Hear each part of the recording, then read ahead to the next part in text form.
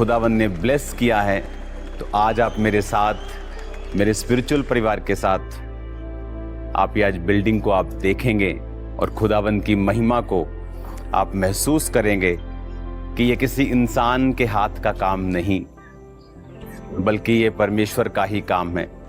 कोई पैसा भी ये नहीं कर सकता जो परमेश्वर ने यहाँ किया है। तो आओ हम चलते हैं बाइबल कॉलेज के अंदर। The Christ Bible college. Hallelujah, hallelujah.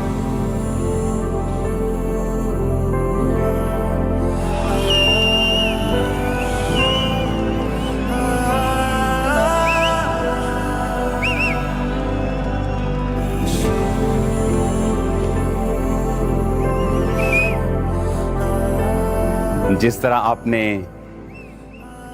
Prayer mountain की ग्लोरी को देखा था आपने कि किस तरह से परमेश्वर ने एक मार्वलेस स्थान दिया जहां पर लाखों लोग, कहने की बात नहीं, रियल में वहां पर आकर डेडिकेटेड होकर प्रार्थना कर चुके हैं, जहां पर 24 घंटे आज भी टीम आपके लिए प्रार्थना कर रही है। फास्टिंग में होती है 24 घंटे, एक उठती है दूसरी बैठती है।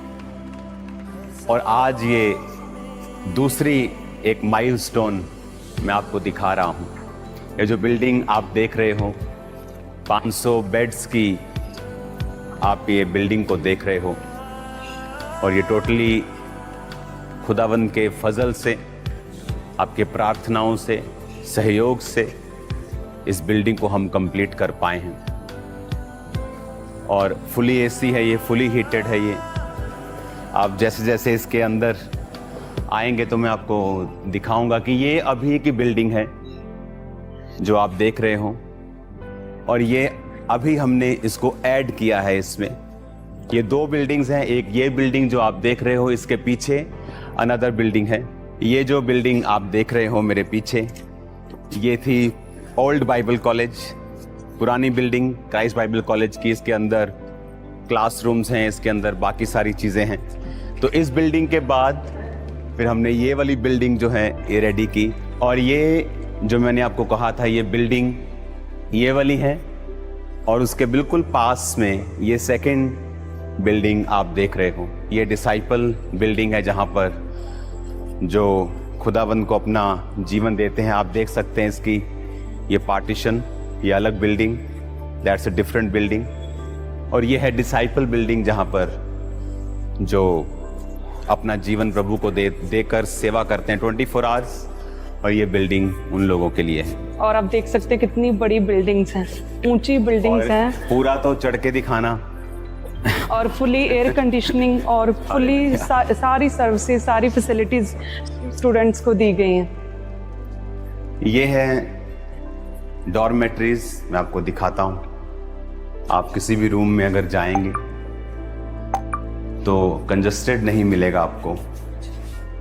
जस्ट 4 बेड्स, 4 लोगों के लिए space, air conditioner, heater, and that's it.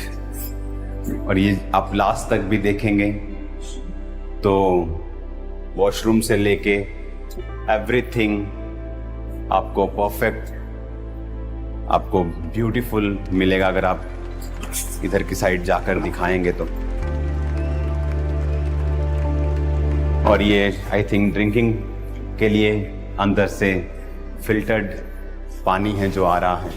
सो इस तरह से ये बिल्डिंग पूरी रूम्स के साथ ये आप इसे देख सकते हो। और सेम ऊपर, उसके ऊपर नेक्स्ट 4-5 फ्लोर जितने भी हैं इसके, सारे इसी तरह से इक्विप्ड हैं।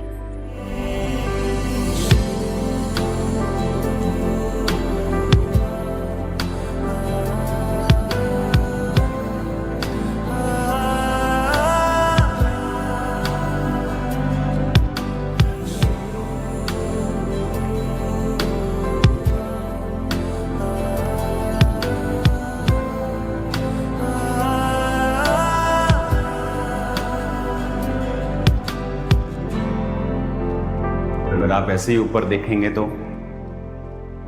आज के सुंदर समय में हम परमेश्वर की उस योजना को जो हम पर प्रकट किए उसके विषय में हम बात करना चाहते हैं। तो सबसे पहले हम ये बात करना चाहते हैं कि जो लोग परमेश्वर के जीवन में आ जाते हैं, उनके जीवन में परेशानियां और रुकावटें और बंधनें क्यों सबसे ज्यादा उनको नजर आने लग जाती है, और वो क्यों इस समस्याओं में ही उलझे रहते हैं जबकि परमेश्वर उनके सामने खड़ा रहता है। आज हम देख रहे हैं कि जहां जहां पर चर्चेस हैं, जहां जहां पर आप वीडियो के द्वारा देख पाते होंगे, लोग अपनी चंगाइयों को पा रहे हैं, अपनी छुटकारा पा रहे हैं।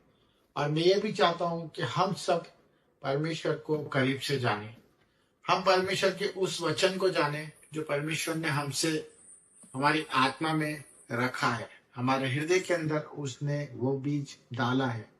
तो आज उसी विषय में आपसे बात करना चाहता हूं मेरे भाइयों और मेरे सिस्टरों, कि हम लोग जब परमेश्वर के वचन को पढ़ते हैं और उस पर अमल में लाने की कोशिश करते हैं, तभी हम अपने उद्धार को देख पाते हैं।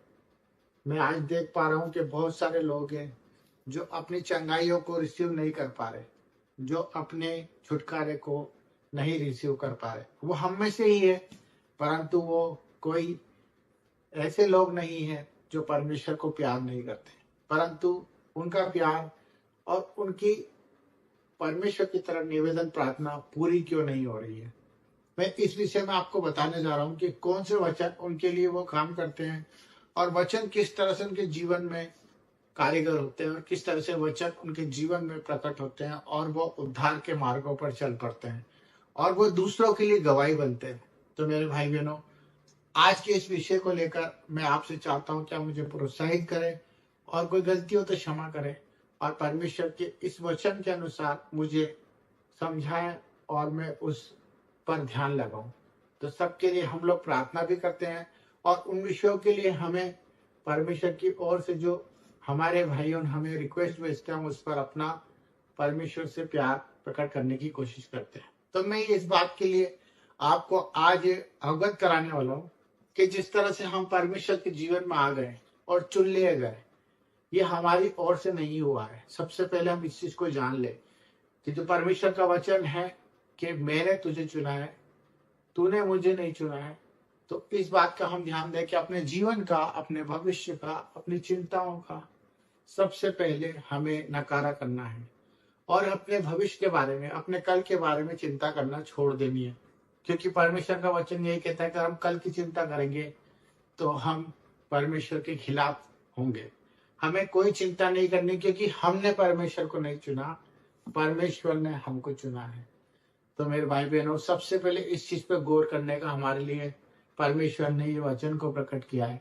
दूसरा वचन जो मैं आपको बताना चाह रहा हूँ वो ये है कि वचन जब तक दो धारी तलवार नहीं बन जाता, जब तक वो कारीगर नहीं होता, वो काम में नहीं आता, तब तक वो एक वचन ही कहलाता है। परंतु वो कब प्रकट होता है? जिस तरह परमेश्वर का दृष्टांत है कि बीज जब तक तुम अच्छी भूमि पे नहीं उपजाओगे, जब तक फसल नहीं बनेगी। तो उसी प्रकार परमेश्वर का वचन भी यही कहता है कि आप अगर वचन पढ़ते हैं और सुनते भी हैं, पर जब तक अपने हृदय में उसको जगह नहीं देंगे और उस हृदय से आपके अंदर वो आवाज नहीं आने लगेगी, तब तक आपका उद्धार नहीं हो सकता। तो हम वचन को पढ़े, वचन को सुने, परंतु वचन को हृदय में डालने की कोशिश करें। ये परमेश्वर का प्यार है। अगर आपने वचन को, बाइबल को, परमेश्वर के कहे नियम को अगर अपने हृदय में डालने की आदत डाल दी, तो मैं बता रहा हूं आप दूसरों के लिए उद्धार के मार्ग बनेंगे, आप आशीषित हो जाएंगे। आपको किसी जगह जाने की, भटकने की जरूरत नहीं पड़ेगी। आपको अपने हृदय से ही वो जवाब मिल जाएगा जिस चीज के लिए आप भटक रहे हैं। आप रोगी होंगे, आप परेशान होंगे, आप कर्जे में होंगे, पर परमेश्वर का यह जो बात मैं आपको बताने जा रहा हूँ वो यही है कि परमेश्वर के वचनों को अपने हृदय में डाल लीजिए मेरे भाई बहन। फिर देखेंगे आपके जीवन में किस तरह से उद्धार होता है और चंगाई और छुटकारा आपके जीवन में इसी वक्त है। आप स्वीकार करें और वचन को पूरी तरह काम करने दें। धन्यवाद। सबको जय मसीह की।